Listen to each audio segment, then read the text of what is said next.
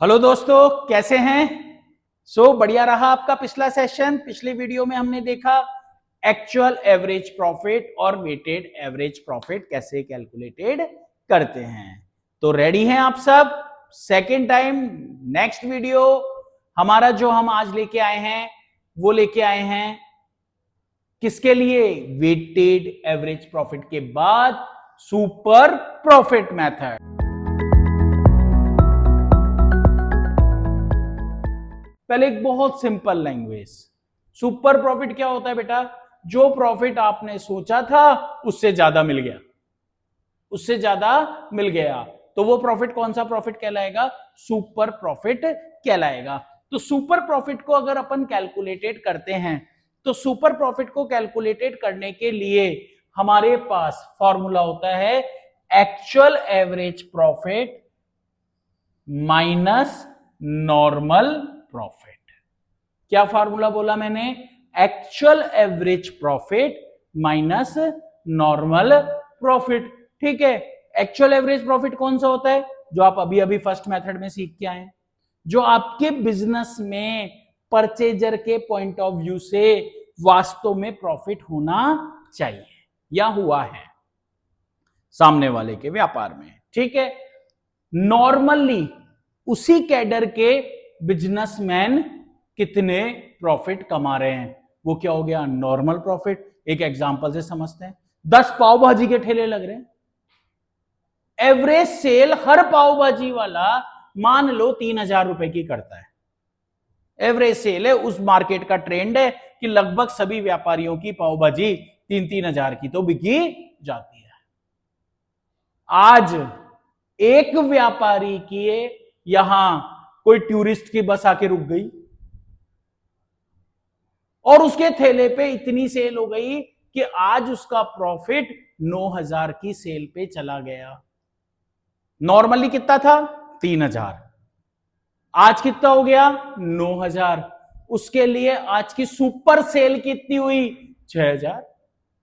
क्योंकि वो तो एक्सपेक्ट करके माइंड से निकला था कि मैं तो 3,000 का माल बेच के आऊंगा, लेकिन उसके यहां टूरिस्ट की बस आने से आज की सेल हो गई। ऐसे बिजनेस में कई बार आप जो कैपिटल लगाते हो उसके अगेंस्ट एक नॉर्मल रेट क्या है, नॉर्मल रेट क्या है, और उस नॉर्मल रेट पर क्या प्रॉफिट आप एक्सपेक्ट कर रहे हो। अगर उससे ज्यादा हो जाए तो वो प्रॉफिट आपके लिए क्या कहलाता है बेटा? सुपर प्रॉफिट कहलाता है। आई क्या यहां तक बात समझ में? यस। अब बात आती है हमारे पास, अगर सर इसका आंसर माइनस में चला जाए तो? माइनस में चला जाएगा तो गुडविल ही नहीं होगी। आप खुद सोचो, 3,000 से कम का गल्ला बिका है आज। गल्ले मतलब समझते हो ना, व्यापारी? ठीक है ना, गल्ला बहुत इंपॉर्टेंट चीज है, ध्यान रखो, जिंदगी भर काम आएगी। ठीक है, तो एक्चुअल एवरेज प्रॉफिट अगर माइनस में आ रहा है तो उस केस में हम गुडविल को कैलकुलेटेड नहीं करेंगे, या ऐसी सिचुएशन आपके लिए एग्जाम में बनती भी नहीं है। अब आती है नॉर्मल प्रॉफिट कैसे निकालें। तो नॉर्मल प्रॉफिट निकालने का फॉर्मूला होता है कैपिटल एम्प्लॉयड इनटू एनआरआर, यानी कि नॉर्मल रेट ऑफ रिटर्न। देखो ये टर्म याद रखना बेटा, क्योंकि मैं आगे भी नोट्स में इसको एनआरआर ही यूज करूंगा। ठीक है, और एनआरआर का मतलब क्या हो गया? Normal rate of return. ये नॉर्मल रेट ऑफ रिटर्न क्या है? सामान्य व्यापारी कितने परसेंट आप उसमें नॉर्मली रिटर्न लेता है, यानी कि 10%, 5%। आपकी भी एक एक्सपेक्टेशन होती है कि कैपिटल लगाने के बाद मैं 10% प्रॉफिट तो कमा ही लूंगा। ठीक है, वो हमारा क्या हो गया? NRR upon 100। कैपिटल एम्प्लॉयड क्या होता है? कैपिटल एम्प्लॉयड होता है जो पैसा आपने व्यापार में इन्वेस्ट किया है। इस कैपिटल को निकालने के लिए, कैपिटल एम्प्लॉयड को निकालने के लिए हमारे पास दो अप्रोच काम करती है। देखिएगा ध्यान से, आपको एक तो अप्रोच काम करती है क्या? असेट साइड अप्रोच, और एक अप्रोच आपके पास काम करती है लायबिलिटी साइड अप्रोच। दोनों से सेम आंसर आता है। आप दो रस्तों से अजमेरी गेट पहुंच सकते हो, दोनों से अजमेरी गेट वही रहेगा। लेकिन कई बार हमारे को ऐसी सिचुएशन आ जाती है कि आपको दूसरी इंफॉर्मेशन ही नहीं होती, तो आपको जो इंफॉर्मेशन है आपको उसी से कैलकुलेट करना पड़ेगा, आपके पास कोई ऑप्शन ही नहीं बचा। क्लियर हो गई बात?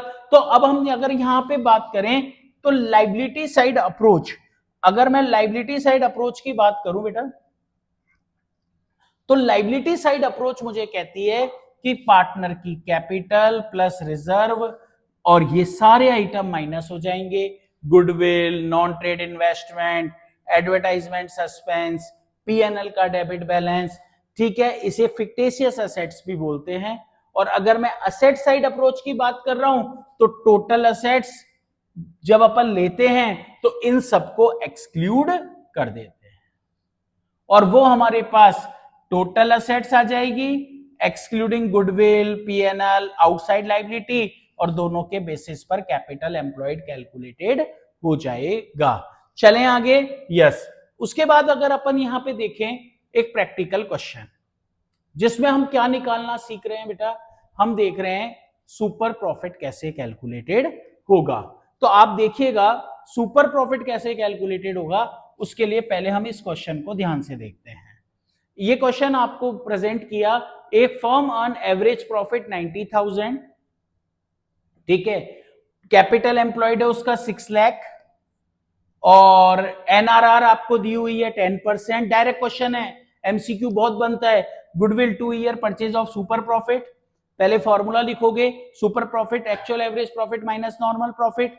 एक्चुअल एवरेज प्रॉफिट गिवन है, नॉर्मल प्रॉफिट कैसे निकालते हैं, capital employed into NRR upon 100, इसको कैलकुलेट किया, 30,000 मेरे पास सुपर प्रॉफिट आ गया। सुपर प्रॉफिट इनटू 2, क्योंकि कह रहा है 2 ईयर परचेज के इक्विवेलेंट है तो 2 से मल्टीपल करना पड़ेगा। मेरे पास गुडविल आ गई 60,000। कब? जब कैपिटल एम्प्लॉयड खुद ने दिया था। और अगर वो कैपिटल एम्प्लॉयड खुद ना